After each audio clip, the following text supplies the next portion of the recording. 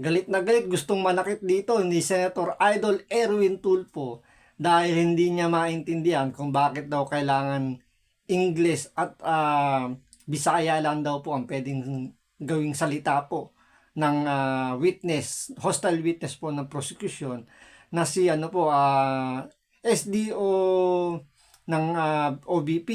So, nanggagalaiti dito si Idol Erwin Tulfo kasi bakit daw doon sa House of Representatives nakakapag-Tagalog daw, nakakapag-English daw itong si yung hostile witness. Pero pagdating dito sa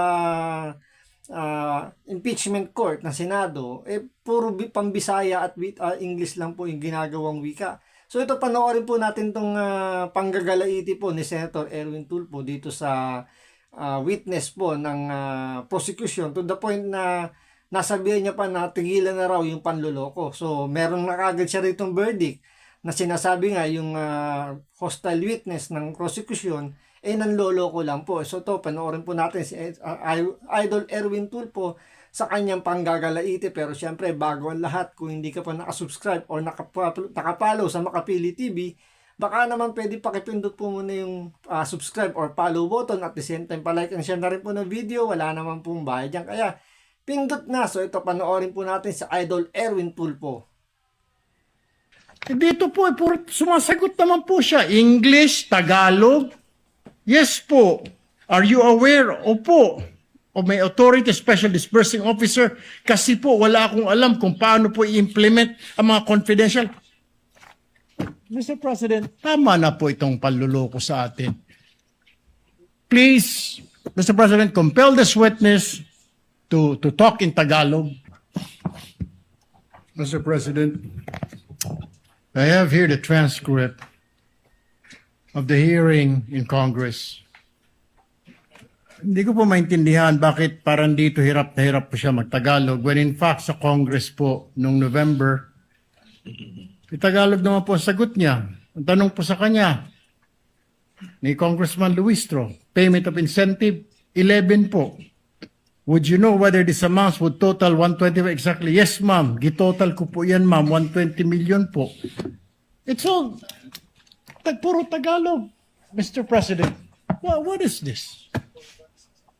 I mean, mabuti po sana pati yung discretionary, and she's a government official, she doesn't know what discretionary means is. I mean, what it means? Dito po, puro sumasagot naman po siya. English, Tagalog. Yes po. Are you aware? Opo. O may authority special disbursing officer. Kasi po, wala akong alam kung paano po i-implement ang mga confidential. Mr. President, tama na po itong panluloko sa atin. Please, Mr. President, compel this witness to talk in Tagalog. Kahit po yung mga Bisaya po nakaintindi ng Tagalog, nakakasalita ng Tagalog, ano tayo sa ibang bansa? Ano tayo, mga Hapon, mga Chinese? I know, Miss Witness, you can understand Tagalog, you can speak Tagalog, dahil nandito po ito. Ilang pahina po ito. Tagalog po yung sagot po ninyo. English po, sumasagot kayo. Tinatanong kayo ng English, sumasagot po kayo. Bakit ngayon parang hirap na hirap? Kailangan i-translate sa Tagalog, sa Bisaya, sagot, Tagalog, Bisaya, Tagalog, Bisaya. Abutin tayo ng isang taon dito, Mr. President.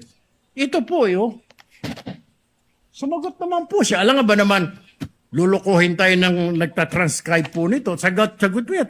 Kasi po, nagbabase lang po ako sa ibinigay ni Sir La Chica ng mga ibinalik niya sa akin. Miss Acosta, kindly answer the question. Piatos po ang sinabi ko, ma'am, na apelyido. Pero pansinin nyo, yung transcript na binabanggit ni Erwin Tulfo, ni Idol Erwin Tulfo, ang iiksi ng sagot ni SDO Acosta, yung Special Disbursement Officer ni VP Sara, maikli lang yung sagot niya. Yes po, no po. Kumbaga, mga ilang phrases lang po, ilang words lang po yung binabanggit niya. Unlike kasi dito sa impeachment ni Vice President Sara Duterte, meron na siyang pagkakataon na ipaliwanag niya yung side niya na hindi ibinigay doon sa House of Representatives. Alam naman natin doon sa House of Representatives, yes or no lang talaga ang dapat mong isagot doon. Maliban doon, napakabihira na yung pwede mong ipaliwanag yung side mo. Kasi nga, hindi yun pinapayagan ng House of Representatives. Kaya kung papapansin po ninyo doon sa transcript na binasa ni Idol Erwin Tulfo, napaka-iiksi lang po ng sagot ni SDO Acosta. Unlike dito, pag tinatanong na siya ng prosecution, nakikita nyo na ine-express niya yung kanyang gustong sabihin at sinasabi niya na kung hindi siya kumbaga, kung nahihirapan siyang ipaliwanag sa Tagalog o sa English, napipilitan siya magbisaya kasi doon niya lang naibibigay yung kanyang kung ano yung talagang nangyari. Di ba kasi gano'n naman talaga. Halimbawa, kausap mo foreigner, di ba?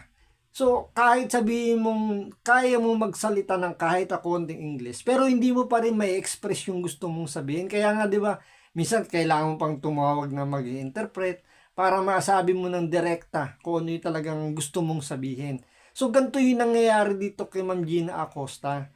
Dahil dito sa impeachment po, binibigyan na siya ng pagkakataon na maipaliwanag nga niya yung side niya na hindi ibinigay doon sa House of Representatives. Kaya napansin niyo, di ba, na nakikiusap si Escudero na baka pwede gamitin yung Filipino or English language para mas marami yung makaintindi. Pero sabi ni Gina Acosta, pipilitin niya kasi nga kung titingnan mo naman talaga, medyo hirap talaga siya magsalita ng Tagalog. Like, Pangulong Duterte, di ba? Pansinin ninyo, most of the time, mas madali siyang nagsasalita ng English tsaka ng language niya, yung Bisaya, pag nasa Davao siya. Kasi yun talaga yung normaling ginagamit nilang salita. Kaya doon nila mas na-express yung kanilang gustong sabihin. Bihirang-bihira na nagsasalita ng Tagalog na dire-diretso si Pangulong Duterte. So, kay Ma'am Gina Acosta, hindi natin mapipilit talaga, hindi natin mapipwersa dahil kung yun talaga yung native language na ginagamit niya, talagang mahihirapan nga naman niyang i-express yung sarili niya. At the same time, kung papansinin din ninyo rin yung niya, yung gesture niya, medyo nahihiya siya gawa nga ng sa pagsasalita niya ng Bisaya.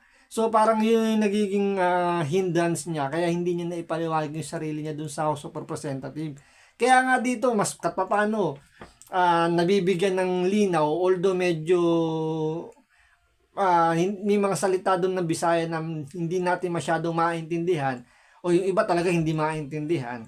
Pero katapano, 'di ba, nai-express niya na yung sarili niya at niya naipaliliwanag niya kung bakit niya binigay kay Colonel La Chica yung budget, bakit ganito yung naging transaction, bakit ano yung pagkakaintindi niya doon sa joint circular. Di ba lahat yun na ipaliliwanag niya ng kahit pa paano. Unlike doon nga sa House of Representatives, dahil nga yung takot nga niya na baka ipakontempt siya gaya nung kay Atty. Sulaika Lopez, yun ang niya, naging parang dire-diretso yung sagot niya ng yes po, no po, may ikling phrases lang, may ikling words lang.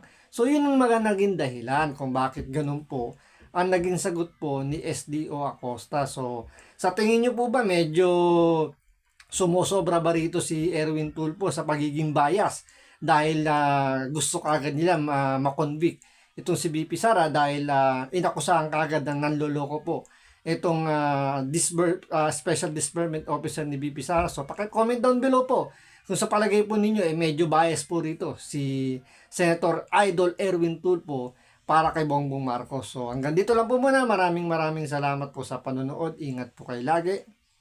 God bless.